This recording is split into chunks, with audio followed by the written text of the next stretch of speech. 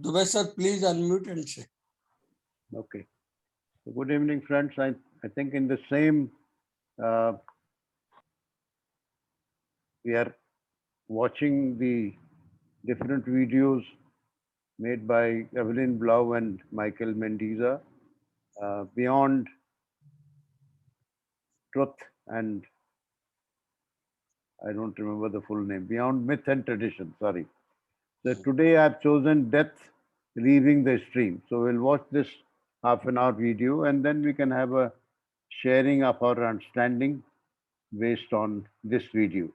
So just give me a few seconds, I'll share the screen.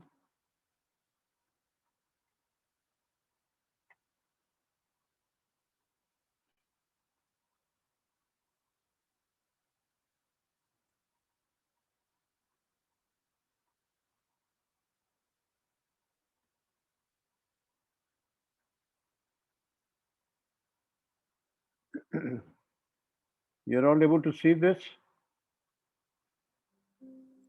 Yes, sir. Okay.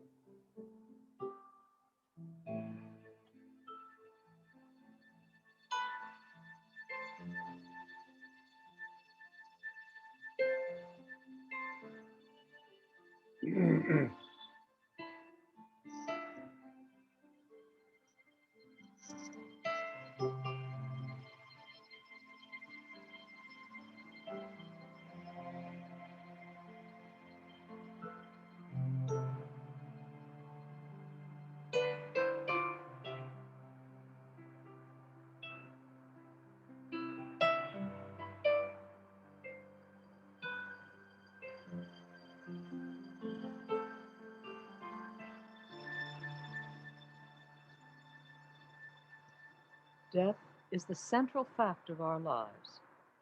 We may push it away, forget it temporarily, or fear it endlessly. The accumulations of a lifetime, the loves, the despair, the anguish, the possessions we have acquired, are all part of the stream of our lives. We live in that stream of the me, the mine, our whole lives. And at death, do we cast it all away or sink again into the endless stream of the ego, the me, and mine? Is it possible to step out of the stream of our lives so that when death comes through illness, accident, or old age, one has already moved out of the chaos of life and into a shining clarity?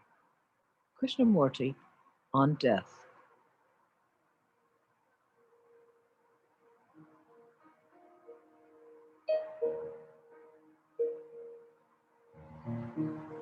We are never asked, what is death?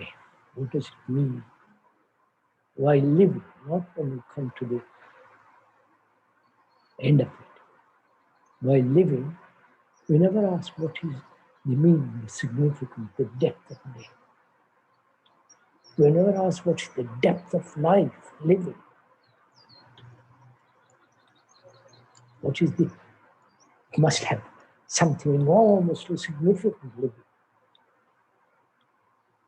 But we have reduced such.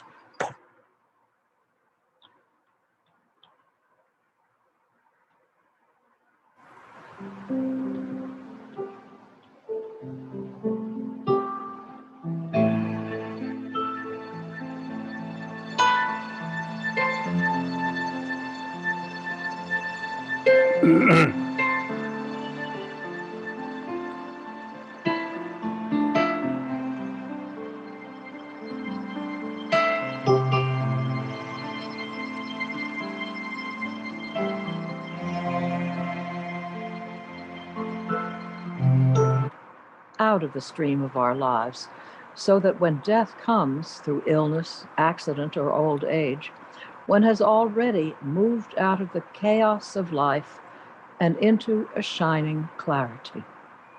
Krishnamurti on death.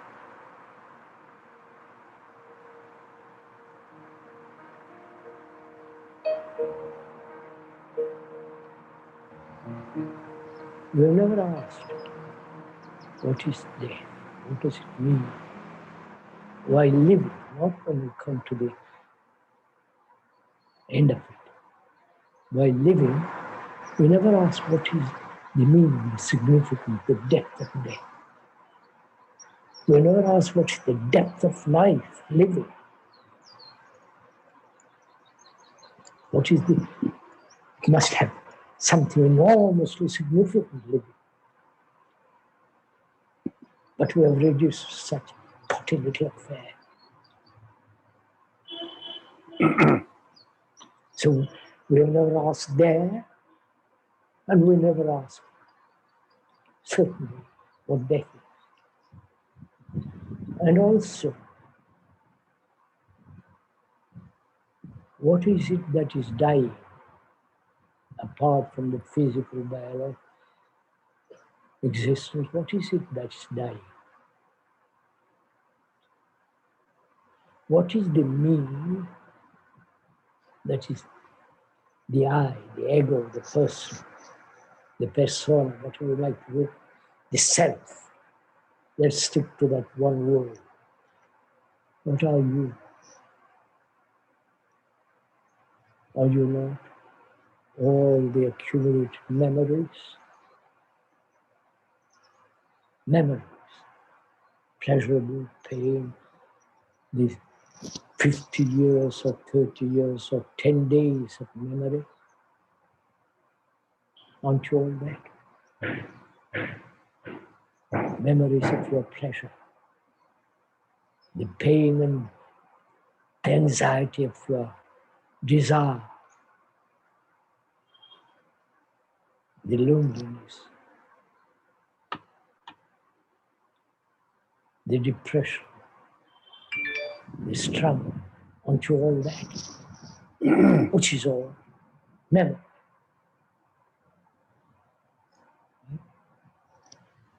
Don't look at it as it is now. Don't say, is there something superior beyond memory? I know that game. You can invent something superior, that there is a soul, as the Hindus call it, the Atma, and so on. No? Superior consciousness, something divine, something very, very, very clear, which are all theories, absurdities. The actuality is what you are.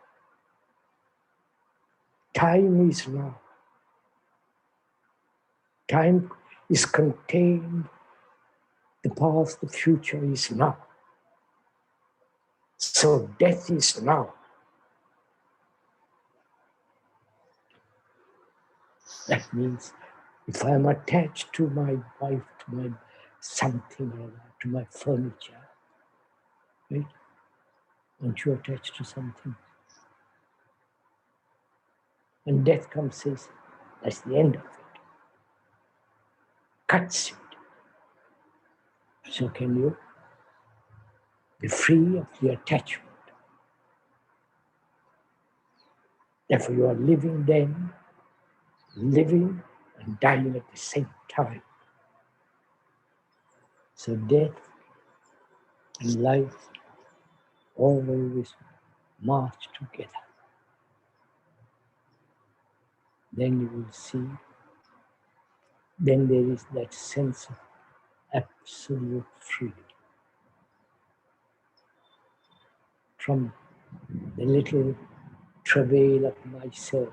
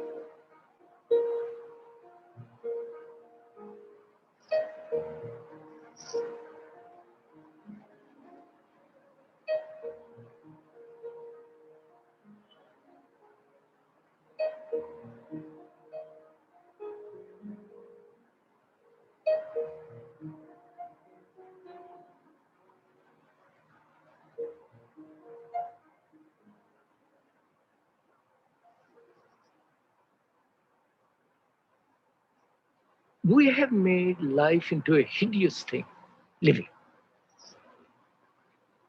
Life has become a battle, which is an obvious fact. Constant fight, fight, fight. And we have divorced that living from death. We separate death as something horrible, something to be frightened about. And we say, and to us, this living, which is misery, is we accept. If we didn't accept this existence as misery, then life and death are the same movement. Like love, death, and living are one. One must totally die to find what love is. And to go into this question of what is death, what lies beyond death, whether there is reincarnation, whether there is a resurrection, for all that becomes rather meaningless if you don't know how to live. If the human being knows how to live in this world without conflict, then death has quite a different meaning. Now, to understand death really, one has to go into the question of what is it that dies? The physical organism obviously is going to end because we have misused it. We have really destroyed the intelligence of the organism itself. And to us, death is something to be avoided. And as it exists, we believe. We believe in something beyond. There is something beyond, far greater than any of our beliefs. There's something tremendously great, which the mind cannot possibly grasp, a mind which is in such chaos, which is in such contradiction.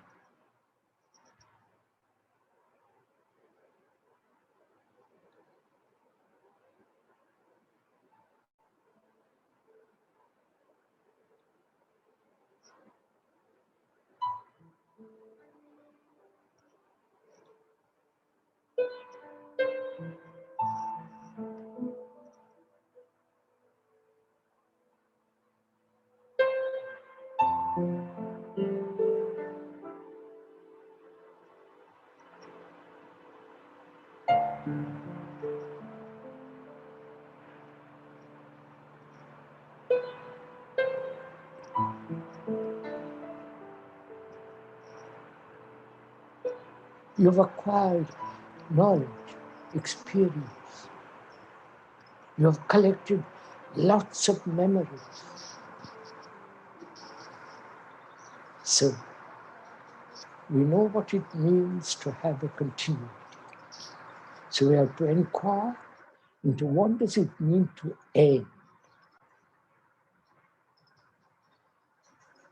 End, voluntary, not through age-old disease and some kind of awful pain and all that. What does it mean to end anything? So, death means the ending. Right? You may not accept it, you may not like it, but that's a fact. You can't take everything with you. You might like to keep it until the last moment.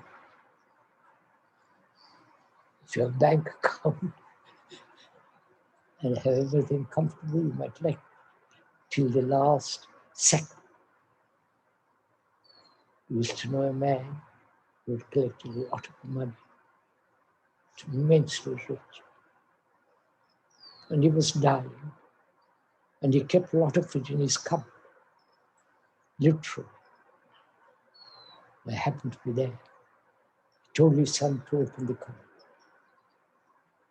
to look at all the diamonds, gold, and bank notes. And he was looking at it happily. And he was dying.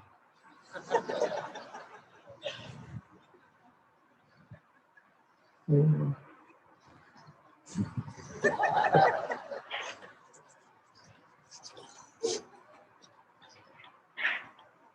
And he never realized he was dying because the money mattered enormously.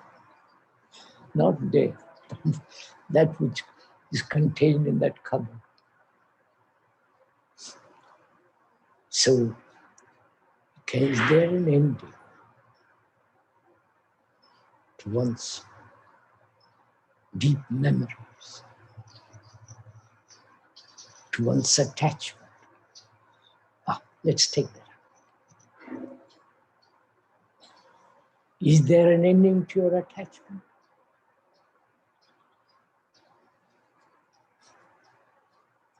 What is attachment?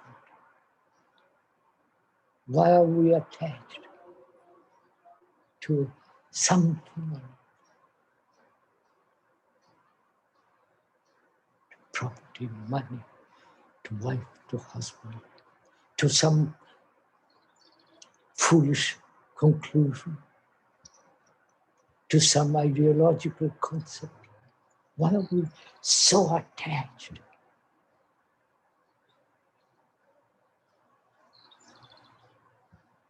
Inquire. Let's talk it over together. And the consequences of attachment.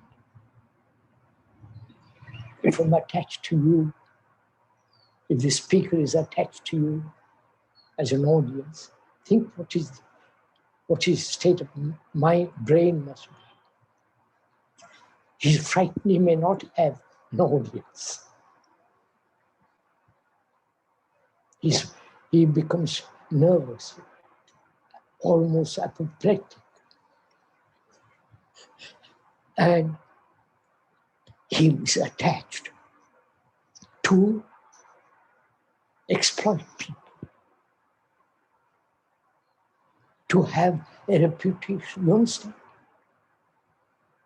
So the consequences of attachment, if you observe very closely, whether it be a wife, husband, a boy or a girl, or an idea, or a picture, or to a memory, to an experience, what the consequences are that it builds fear of losing, right? And of that fear, there is jealousy. You follow how jealous we are. Those in power who are, you follow all the jealousy.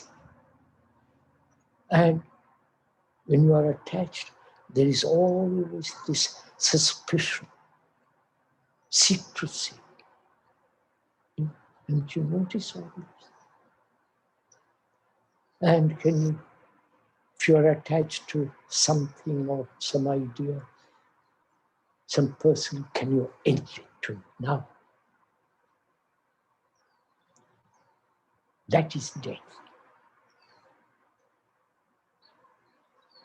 Which means, can you live with death all the way around? Think of it, go into it. You will see the greatness of it, the immensity of it. That is to live with death every second, never collecting, never gathering, never giving anything a continuity. So you don't know. If you do it, you will see what it means. That is real freedom. And from that freedom, there is love.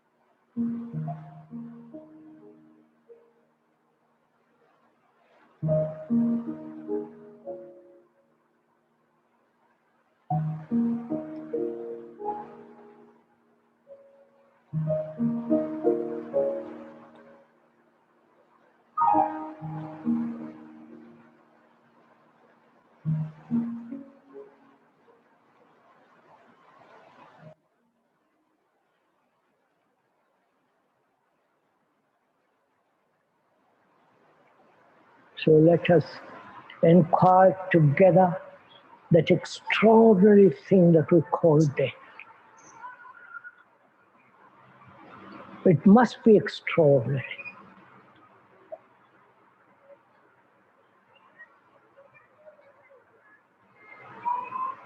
So without any kind of romantic, comforting, believing in reincarnation, life after death, which is an excellent idea,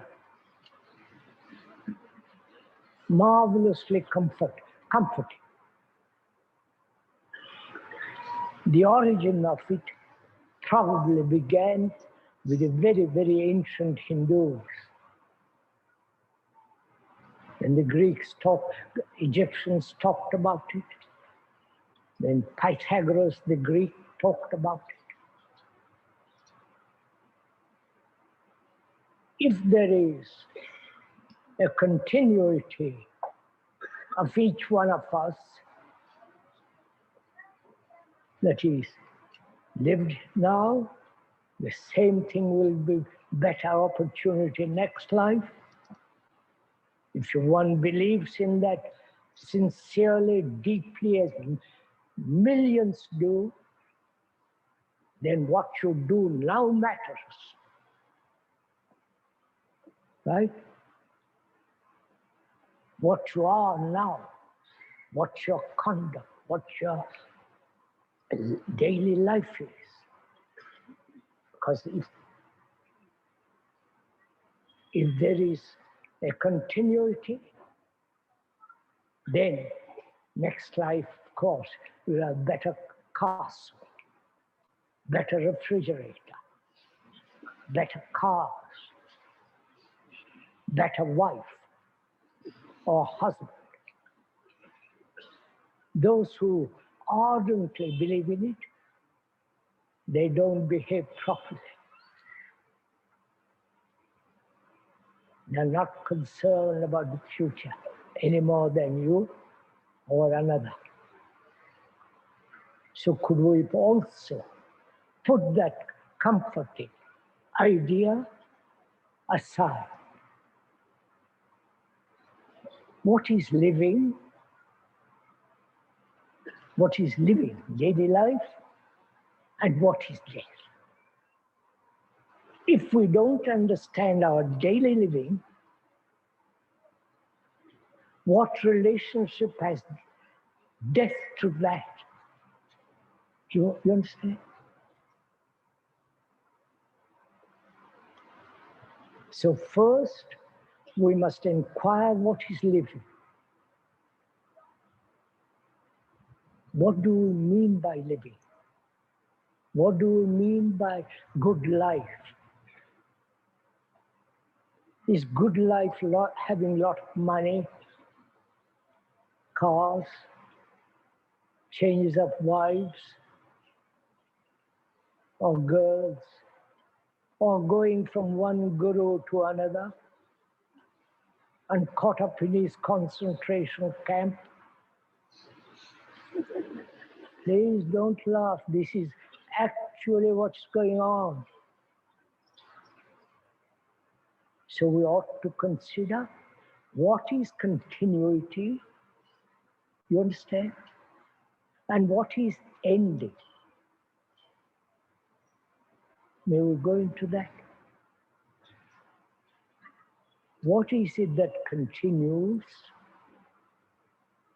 That is a series of movements which becomes a continuity. And what is it that is the meaning of that word ending?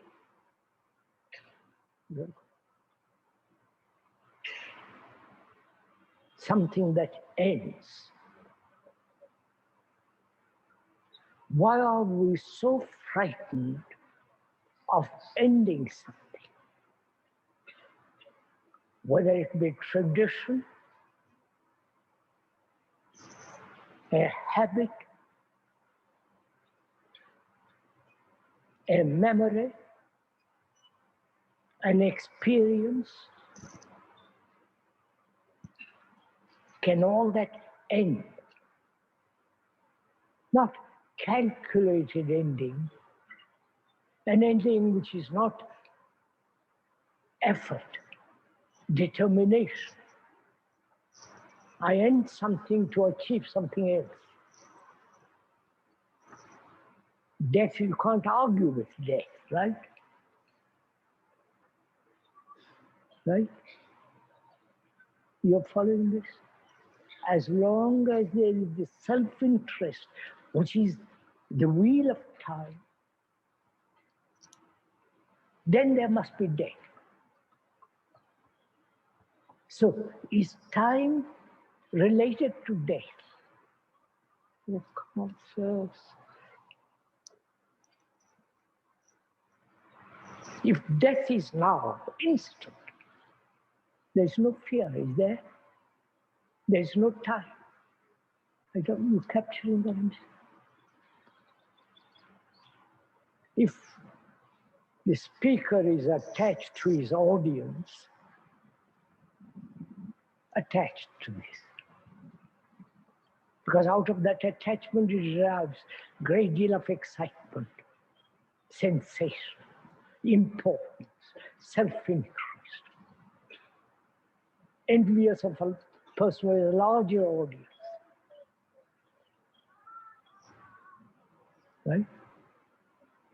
If the speaker is attached, whether to an audience, to a book, to an experience, to a type, to a fame,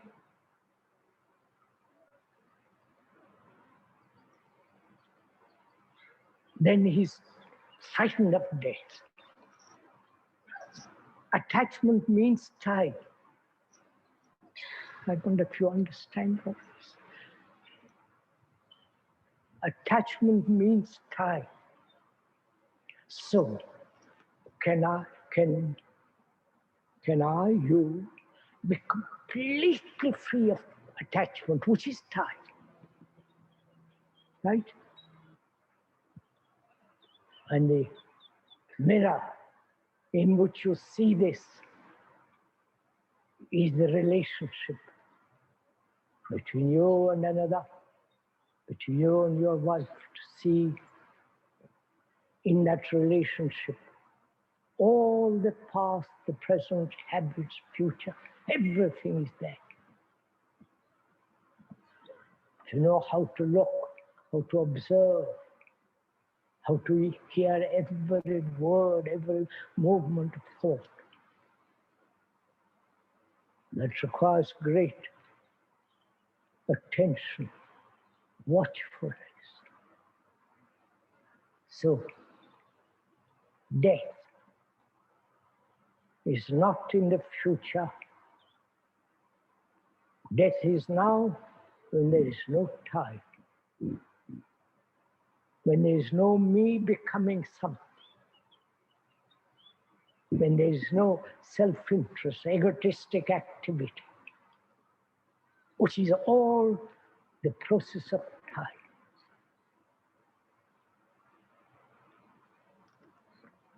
So living and dying are together always. And you don't know the beauty of it.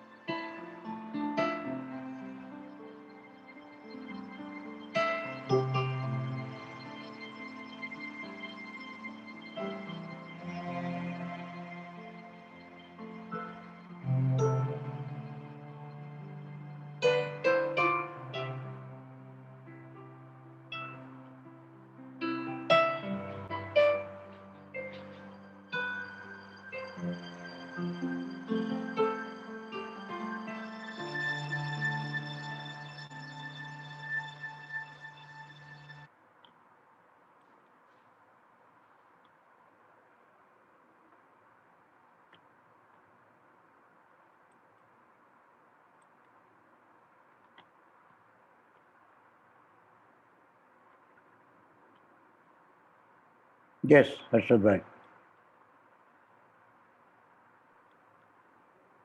Yes. Are you able to hear my voice? Yes. Thank you, Dubey ji.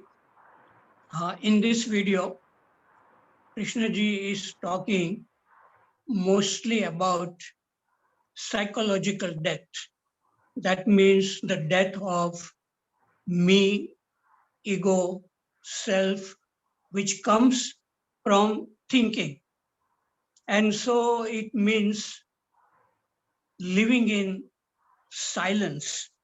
And at the end, he said, attempt without effort to live with death in timeless silence. So mostly this is the real challenge Krishna ji is posing. And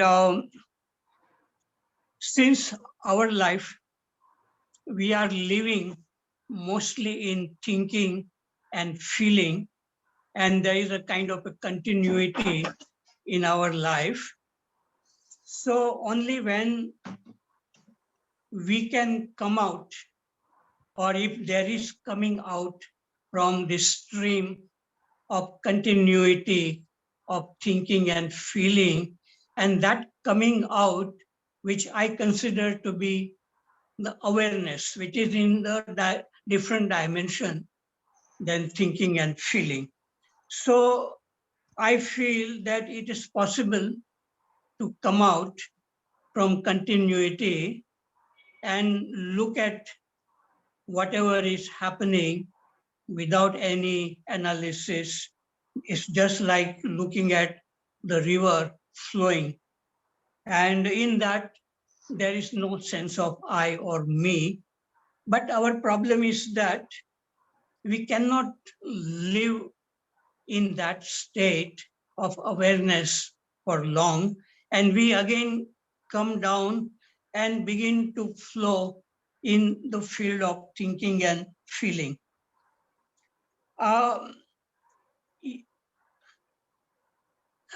Physical death is sure for all of us. Sooner or later, we die. Even if we live very, very carefully, our body deteriorates, the matter deteriorates with time.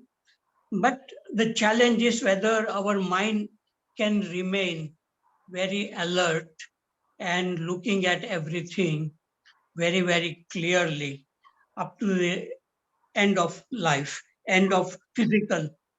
There is an instinct for survival, which is the intelligence, and we don't try to heal ourselves. We try to keep away from physical danger. But similarly, it is very difficult to be free from the attachment. And this attachment, Krishnamurti is talking about attachment to property, to people, to our own ideas. That means to live with freedom, freedom from everything, no attachment, and that is a kind of a death. Now, I would like to say that when we are very healthy, our body and mind are healthy, then we can predict that we will face our death cheerfully. But I feel that it is not in our hand. When I was listening to Krishnamurti, I imagined that Krishnamurti could step into the death and he could leave his body by choice. But Krishnamurti had to suffer a lot of physical pain, and he was breaking down and he had to take painkiller. So what really happens to us at the end of our physical life, we don't know. We can imagine. I also sometimes imagine that how I will die, like if I am traveling in a plane and I am listening to very beautiful music, concert in the clouds, and then there is a sudden announcement the pilot has lost control and we are all going to die. And at that time, I imagine I close my eyes and make my mind completely free of thinking. And the death comes, that is my imagination. But our life doesn't go according to our imagination. There's a very beautiful song, Itna to karna Swami jab pran tan se nikle. And in that, the poet says that when I die, let there be smile on my face, and there may be no disease, and the name of God in on my lips. And the poet imagines a beautiful way of dying. But I feel that we don't know. Even Raman Maharshi, Ramakrishna Paramans had to suffer a lot. And so all we can do is that we are not the master of our life, I feel. There is something else which is controlling. All we can do is to observe how our mind is working. So I think I have said, thank you very much. Thank you. Thank you, Harshad bhai.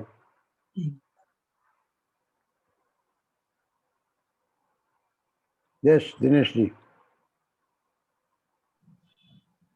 Are you able to listen to me, sir? Yes. Today's topic is very interesting. The central point of today's teaching is no attachment. But no attachment, and in discussion with Anderson, JK has also said there should be no fear for the psychological death. Here we are talking of psychological death, as Harshad sir has also said. But he has also said that there should be no interest for any gain or becoming. Now, this automatically means who can qualify for such condition? This automatically means that there is a condition that one should not go for any gain or any becoming. So, can any development be possible without this? One has to see. Similarly, there is a very fine line between psychological memory and technical memory. We understand from other teaching that he has said that there should be technical memory. It is a must. So there is a very little line between psychological memory and your technical memory. This time immemorial, our Hindu tradition has been also advocating, I should say, that there should not be any attachment. All your Hindu rishis and all your this thing in sannyasis and monks, even Jain this thing munis, all are following this tradition. They are trying for it, that there should be no attachment. So for a common person, if we see, so what will be the status? Whether he can go for it? That is the question. Now, even we see attachment. Why there is attachment? Because background is fear. Every man has got his own requirements, demands. The individual has got its own requirement and demand. So I is formed. Harshad sir has said that I is formed because of thinking. I would say that ego is because of ignorance and to fulfill the demands and needs of the individuality. So thinking is just expressing that demand and expressing the needs of that individual. So because of this insecurity and there will be chaos in the society, we have formed all the your marriage institution and all that marriage system and all that and this thing. So if a person, common man, suppose he says that I will not be having any attachment and I will not follow this marriage system and all that. So what will be the position in the society? That is also a question. So Krishnamurti is asking for such an maturity of man, such a maturity of mind of a man, rather, that he should see all this in one shot, which he has also confirmed in saying to this Anderson in his dialogue, which is a very good dialogue. One should go for it.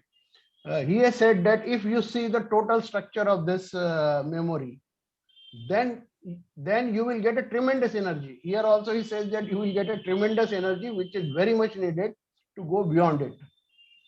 Means first one is to see the total map of this total memory, what he has gained since beginning, and then once he understands that, he has to he will get the tremendous energy, and there is a possibility or there is a probability that he may go beyond it. So automatically it means that this is possible for either for a monk or for an enlightened person.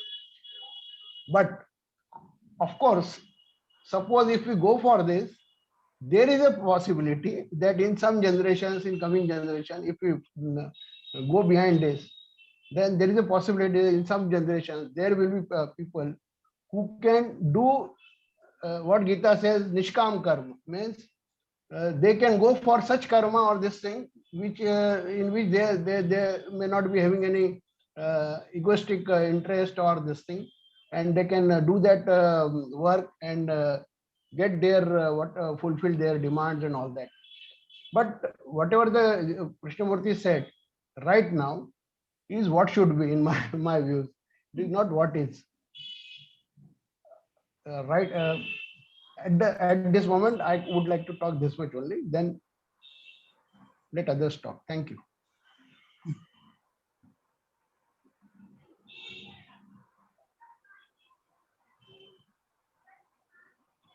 Yes, Verma Sahab.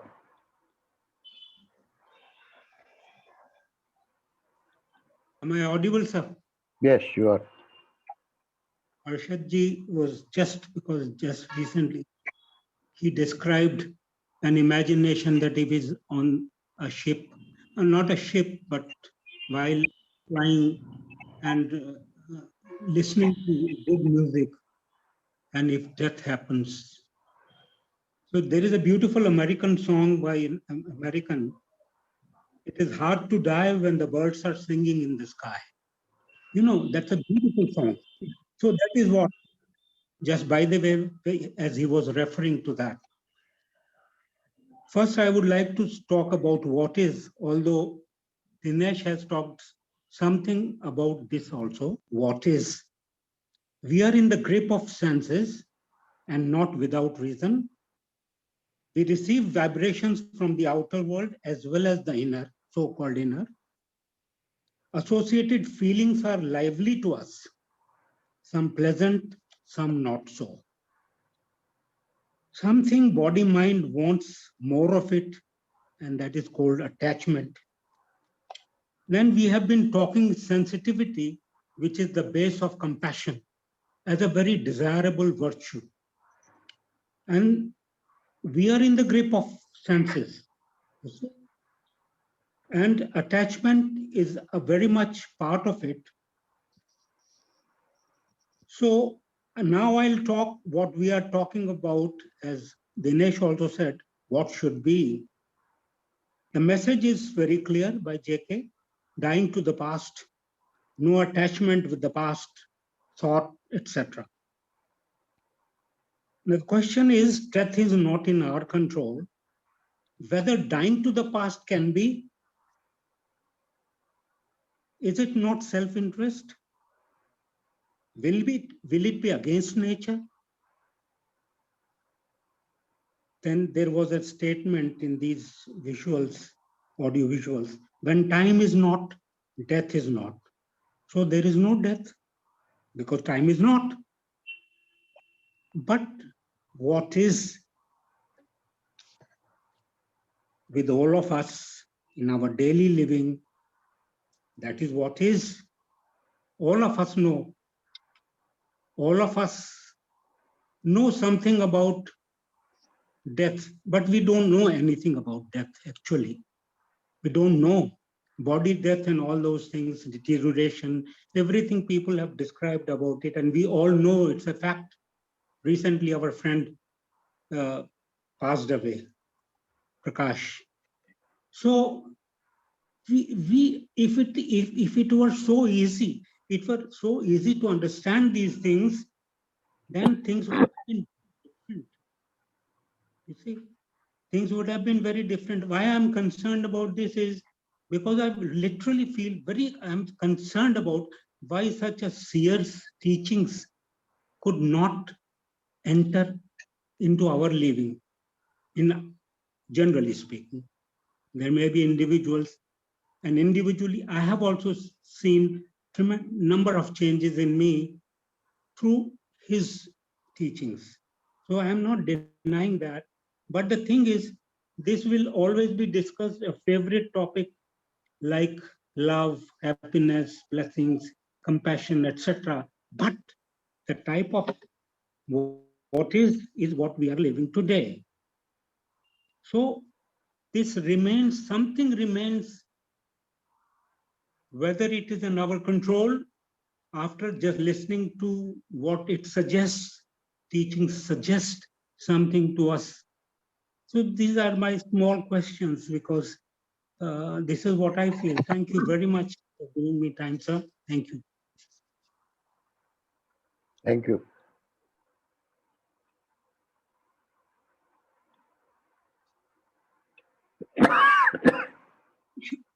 Yes, Prasad sir, unmute yourself.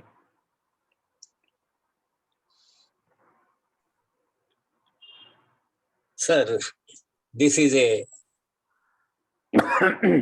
very important topic. And for me, I may be excused if I say this is an easy topic. Because normally people think it is a very difficult topic. So, contrary to popular opinion, I think it is easy. Compared to other topics discussed by K. Like when he says there is a silence, there is a space around a microphone, around yourself, etc. They are all, for me, abstract topics. But this one is very clear and very simple. It's a fact of life that we are all attached to so many things. We are attached to our families, to our endeavors, to our opinions, to our property, and as he says, to our bank balance, etc. He has given the example of that gentleman who was dying, rich person who was dying, who was more interested in the contents of his cupboard than in the fact of death, which was imminent. Well, I mean, which was imminent for him. So, death is there all around us, but it requires only a little honesty of purpose to see that we have to face it one day, each one of us. And it is also a fact that we are all afraid of death. So the remedy suggested by K is to die every minute while we are in good health. Die to your attachments, to the contents of your mind. And that is, there is nothing really difficult about it, because we can see our attachment any moment to anything. And when we see those attachments, their binding nature becomes much reduced. You don't get rid of your memories, but their binding nature their force, that gets reduced. If it doesn't disappear, at least it becomes reduced. And it's very important to realize that we are not alone. We are in a stream, human stream. The human stream continues. With our depth, the only thing is either we contribute to that stream or we step out of the stream. And Krishnaji has definitely removed all those comforting notions of reincarnation and all that. If we want to sail with him, I think we should not bother about those comforting notions. They are all guesswork. They have no evidentiary value. And Krishnaji is, for me, he just deals with facts, not with your conceptions or your imaginations, however good they are. And that is also a fact he has said. People who believe in reincarnation, who hope for a better life, they must conduct themselves well, which they don't. They are no better than the other guy who doesn't resort to such beliefs. So, we do not, it's a simple message which we complicate because we are reluctant to face the fact that we are attached, that we like to be in this stream, and we possibly are not very keen to step out of the stream, what he calls the stream. And so, compared to other topics, for me, this is very simple and straight. He has used a pickaxe to strike down our conditioning. In other topics, I find they are like using a razor blade. But this topic is like a pickaxe with which he strikes down our conditioning. Thank you, sir. Thank you. Thank you. Yes, Mr. Rajendran, please unmute yourself. Hello, sir. Thank you, sir. Good evening to all our friends.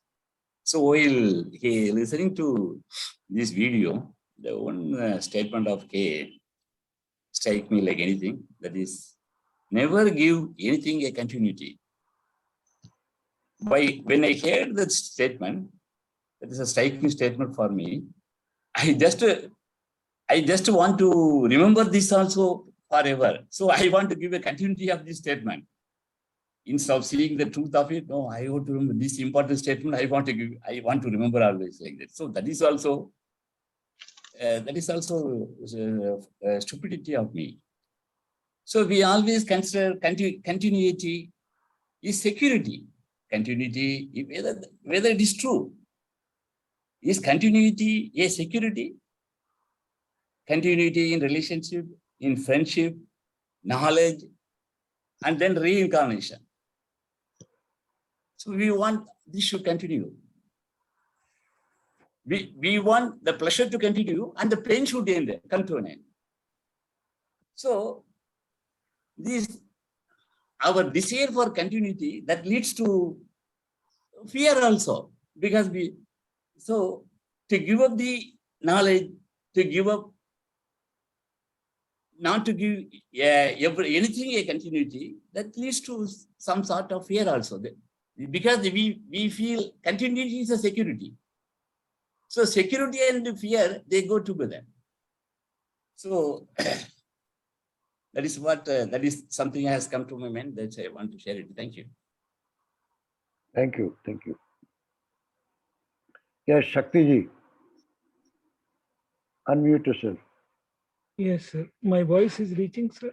Yes, yes. Death is a subject where Krishnamurti and tradition, they come very near. Although Krishnaji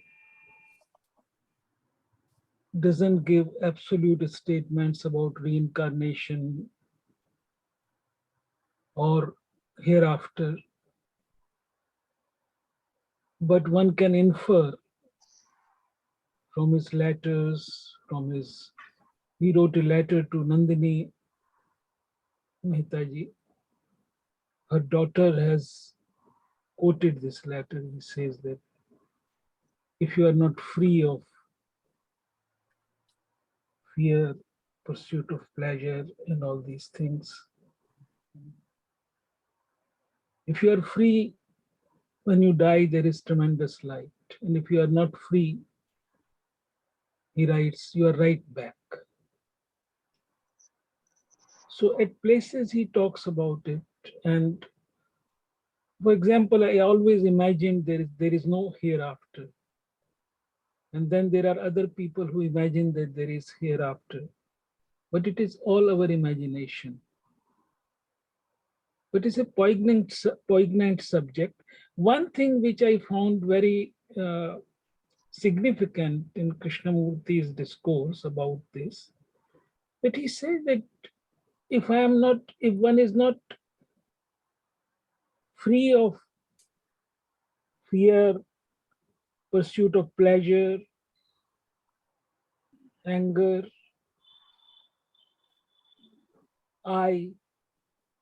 he says that it's not only that when I die, I am part of that stream.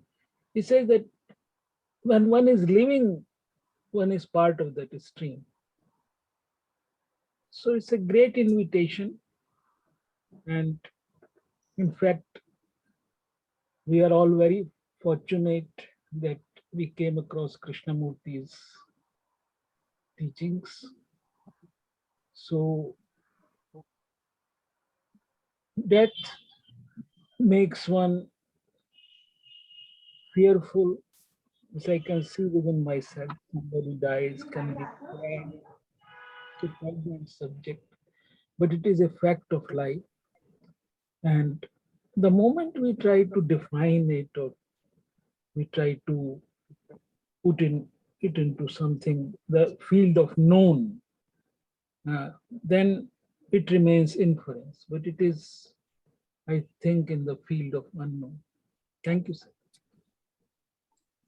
Thank you, Shakti. Thank you. Yes, Dineshji, unmute yourself. Sir, we say that this is a very simple subject. But this literally means what JK is saying today is death of I. And death of I, he means what he means by death of I. Total death of content of consciousness. Total death of content of consciousness. Now, can we see the whole of our system, every body part has a fixed function. Like leg has got its function, it is fixed. Hand has got its function, which is fixed. Eye has got its function, which is fixed. Except psyche, all other parts are having fixed functions. Only psyche has got the possibility of changeability. It can be changed. So we can only manipulate or we can only play with the psyche. Now, and the whole, so we can say in one way, the whole life is your psyche. And he is also saying that thing, that it's a time. With the time you have made all this content of consciousness. Now, the question is, can one die to his I? Means whole of his existence in one way. So is it a simple subject? That is my question. Thank you. May I make a comment? Yes, please. Yes, sir. Yeah, I like to say something about what Prasad ji said. I feel that all topics which Krishna ji is talking about are very much interrelated, because all our problems like fear, anger, jealousy, conflict, all that is related to the self. And here is talking about death of the self, the sense of I or me, that is a psychological death.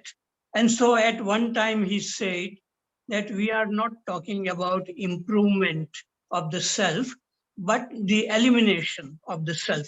So Krishnamurti's teachings are always, he is addressing to this death or silence or freedom or awareness. They are all same, because in that awareness or intelligence, everything is seen very, very clearly. So even I would say the pleasure and pain, they don't become a problem in this state of awareness. There may be pleasure, there may be pain, but everything is moving and it is seen very clearly. So one cannot decide to come out from this river or the stream of thinking and feeling, but it can happen when we are very, very curious to just look, not in trying to achieve anything. And another thing about what Rajendran said about security, continuity gives security, but I feel that there is a security as well as insecurity, both in this continuity, in this stream. But when there is coming out from this stream and looking at the stream, in that there is no insecurity, where everything is seen as it is and everything is flowing and the river is flowing. There is no analysis, no thinking about it, but just looking. And that looking is a real freedom. And in that there is a security. So these are some of the things. And one cannot decide about that one should be free from attachment, because we have to see whether there is an attachment, and when we see it clearly, not intellectually, then there is a possibility of freedom, because the attachment exists because of the sense of I or me is there, thinking is there, and all that. So only when a person comes out from the stream of thinking and feeling and sees everything very clearly, then I think the problems are solved. There will be no should or should not be. Everything is moving, and just seeing everything moving, whether it is pleasure or pain or anything, it's a freedom, I think. So just looking at everything clearly. Okay, I have finished. Thank you. Thank you, Harshad bhai. Yes, Mr. Dakshina Murthy, please unmute yourself.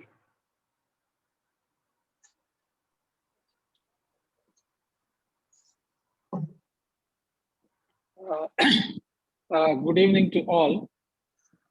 Good evening. In this series of videos that we have seen, basically, Krishnaji is talking about psychological death. He has not normally given much importance to the physical death, because the organism, by virtue of age, disease, accident, etc., eventually comes to an end. But he has given great importance to the psychological death, which should happen before the end of the organism. And as Harshad Parekh ji has mentioned, psychological death is nothing but death of the psyche, that is death of the self. me, myself. As we know, the I is nothing but a bundle of memories and it is an illusion. But we are finding it very difficult to get rid of this illusion. So I don't think it is a very easy subject. It is a very, very difficult subject. The very fact that centuries upon centuries, very few human beings could come to that stage of getting rid of the or ending the self shows that it is not easy at all. That is really hard work that we will all have to do. That is what Krishnaji is also pointing out. So what is the psychological content and how we can end it? That is the issue. The psychological content is nothing but our psychological memories and psychological disorders like fear, jealousy, hatred, suffering, all those things. So unless we understand why these psychological disorders are there inside us and what is required to get rid of them, and then only there is a possibility of the psychological death of the self. For example, the consciousness is common to all. All human beings have fear. All these disorders are there. Particularly, if you take it as an example, a psychological disorder like anger is arising in me. How I look at it, how I address that, and how I eliminate that, understand that and eliminate that is very important. Without doing that, we cannot talk of psychological death at all. For example, when I'm angry, as we all know, the observer is the observed, which means what? The anger is me. It is not my anger, but I am anger. I am anger. So, if I am able to eliminate that anger, I am able to eliminate the me because observer is the observed. So at that level, it may look very simple and direct, but could we reach a state where we are without anger? It has not happened to many of us. So that is the issue that we need to address. See, anger is a living thing. It is a psychological disorder, but it's a living thing. It has got its own energy. Can I look at that anger in a state of attention? Complete attention. Attention is also energy. If the energy of attention is more than the energy of anger, then anger will not be able to do anything. But we, because it is a state of attention, we are not interfering with that anger. So it is in a position to reveal itself, flower itself, and wither away. Likewise, if the energy of attention is less than the energy of anger, then attention will become inattention and anger will become to rage. We see people losing their temper and becoming really very violent and all that. That is mainly because they lost their attention. So this is a very basic fact. And now the question is, can I look at when I become angry, can I look at it in a state of attention and try to eliminate it? So that is the way, only way the psychological content can be eliminated. It is a very hard work. Very few people could achieve that. Maybe Lord Buddha, Jesus Christ, and for us with our J. Krishnamurti, and maybe some other Gnanis might have achieved it. But the normal human beings are finding it very difficult to come out of this psychological disorder, which is there in all the human beings. The other day, I was in another group. One of the participants made one nice comment, which I would like to share with you. He said, if I am not happy with you for something that you have done, and I am angry, and I call you, you are a fool. and you react to that with greater anger, saying that you are a bigger fool. In the process, you and I together have strengthened the psychological disorder called anger, which is there in the human consciousness. So that is our responsibility, because the consciousness is common. And when you react to anger with anger, you are strengthening the psychological disorder, which is affecting all the human beings. So to me, it is a hard work, and the psychological disorder needs to be eliminated. And that is only possible in a state of attention. Thank you very much. Thank you. Yes, Shakti ji.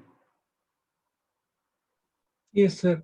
I had a question from Harshad ji. Other friends can also contribute to it. It's not, I'm not raising a doubt, but you see, Harshad ji, you say that thought and feeling. And Krishnamurti also in his literature, especially in 50s, he clubbed those words, thought, feeling, with a hyphen. And you see what happens that husband of my friend has recently died. And I see that even when I'm not thinking about it, there is a grimness in the feeling, there is a sadness, there is something, Hindi mein hum kehte hain, धुआं धुआं sa. And when we are sitting with someone whom we like very much, and even in those moments, even when we are not thinking, there is something pleasant at the feeling level, you see. So this question, apparently it seems that what we are feeling is a slightly deeper dimension, and our thinking affects it, and it affects our thinking. But I have never came across in my life any moment when I am not feeling something. Not thinking, yes. Even when we are watching a good movie, we stop thinking for a while. But the feeling, it seems, I'm not doubting, but it seems in my life, when I look at myself, it seems slightly different. So Harshad ji, please, I would like to listen from you, because you are experimenting. I'm just reading and reading. Yeah, thank you. Thank you. Yes, Shakti. I would say that there may be a thinking suddenly coming, and we don't know from where it comes, but then it can lead to thinking. And thinking can also give rise to feeling. If you keep on thinking, then it becomes anger or something like that. So they are very much interrelated. And it seems to me that this freedom or coming out from the stream of thinking, feeling, that awareness or intelligence, in that it is something quite different than thinking and feeling. It is just looking. And in that there is neither feeling nor thinking, but just looking. As you look at a tree or a human being or anything, there is no observer in that. And so there is no analysis, nothing. So only when a person, it really happens in the life of a person, then it feels a real beauty that yes, there is something different than thinking and feeling. And Krishnaji said something profound beyond death. And the tradition talks about Atman. And Krishnaji says, Atman is the child of thought. Because I think that Krishnaji gives certain meaning to the word Atman, and the real thing that Atman is, I would say it is more like what Krishnaji calls choiceless awareness. So there is something beyond thinking and feeling, and that is this awareness. And this, when this awareness is awakened, then one really sees everything new, everything. And in that, there are no problems, even if there is a pleasure or pain. It's just looking, and it is coming out from that and looking. So it's a wonderful state. In that, there is a security, freedom, everything exists in this state of awareness, which is different than thinking and feeling. Okay, I don't know I have answered your question or not. Thank you. Thank you. Yes, Verma sir, please go ahead. Sir, it's a similar question to me also, listening to Harshad Bhai. Shakti ji has touched a bit whether his seeing clearly, very clearly, is devoid of feeling, emotions, and sensitivities. Are they devoid? When you see clearly, do you become a zombie? Do you become so insensitive that seeing has no effect? And you see, JK said, and we know that seeing is acting. So if what is the base of compassion? What is the base of empathy? If my seeing clearly, next to me, the person is just suddenly succumbed or collapsed, then I am only interested in clarity, seeing clearly that it has happened. You know, it is seeing clearly must be including everything that human in us. It must include everything human in us and everything possible, because the only thing is my self-interest. Oh, he's dying, but he owed some money to me, and now he's dying. No, that I'm not talking about. That self-centeredness can always affect my seeing clearly. Otherwise, seeing clearly must include everything. This is what I feel. My feeling is still there, and seeing includes feeling me in this moment. Thank you very much. Yeah. Thank you. Yeah. May I answer that? Yes, please. Yeah. In that seeing, when you see it, that seeing is the action, whether it is an anger arising or you see pollution on the road, you do something. And I see very clearly that there is a lot of pollution in the water, in the lake. So I immediately, within 10 minutes, I write to the municipality or Prime Minister's office. So it's a quick action when you see something clearly. But it seems that most people, citizens of this city, they don't see how dirty the lake is, and nobody complains. So this seeing is seeing without thinking, and that seeing is the action, and then you do something about it. So same way, this feeling, what we call love, Krishnamurti says that love is when the self is not. That means there is a real freedom, and in that there is a real love, but it is not mixed with um, fear and anger and jealousy and all attachment. So there is such a thing is possible for human beings when their mind becomes very silent and looking. And that looking is a great thing. It's a real treasure, I feel. And in that love, beauty, everything exists. But they are not verbal. But it can be made into words, of course. Yeah, thank you. Thank you. Thank you. Yes, Arunji. Yeah, good evening, everyone. So I have this, and I have a doubt actually. See, when JK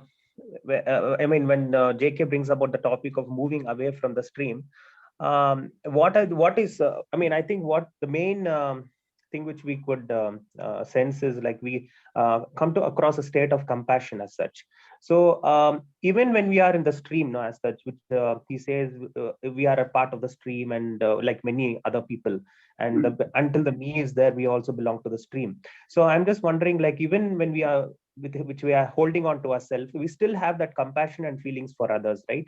When something is wrong or some people is struggling, we also feel very helpless. We want to help them, even animals or whatever it is. So what is the difference between this feeling and what he says as compassion? That is something I'm very curious to know, because when somebody wholeheartedly feels in this stream itself for someone, no, I think that itself has got that level of compassion. I'm not sure. Thank you.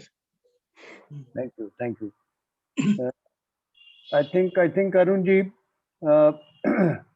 compassion or goodness or sensitivity, they are innately in all our consciousness, but they are normally covered or clouded by ourself, which is self-interest. So it's not that people who are in the stream don't have goodness in them, but we have more possibility of going back and forth. But once, as Harshad Bhai mentioned, if you see that, the sense of security completely vanishes and there's only action.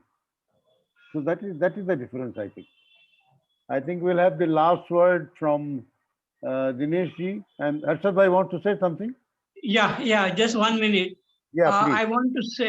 I want to say that when a person has some compassion, but the question is that compassion comes from freedom, or that person who has compassion, he also gets afraid or gets angry, or he has an ambition. And when a person who wants to do something, if it doesn't happen, does that person becomes disappointed? So the sense of self exists in that person who has this compassion, or that compassion comes from the freedom from the self.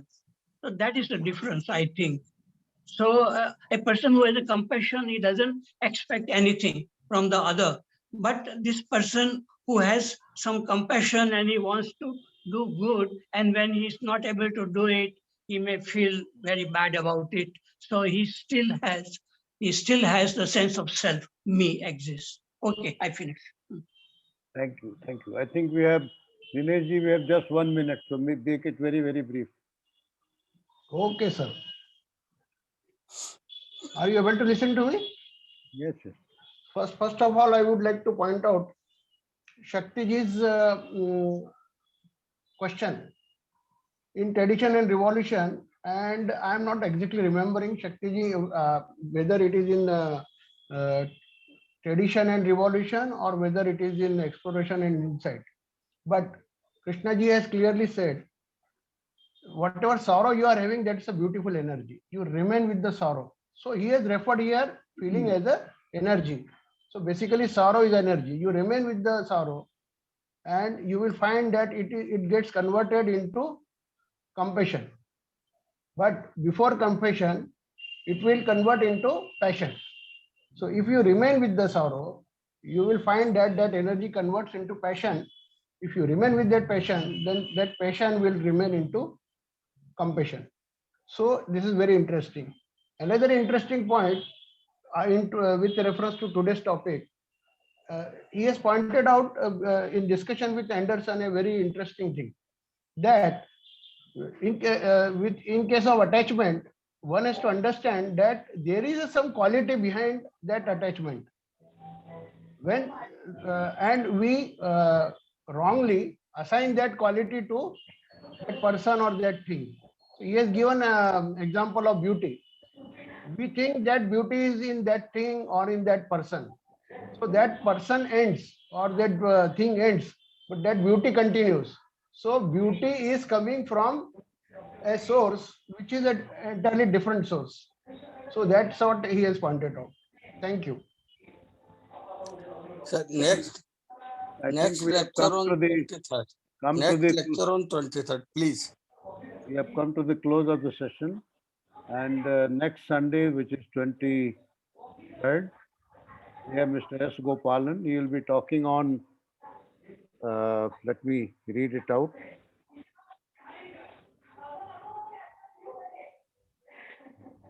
I think there's some disturbance coming on.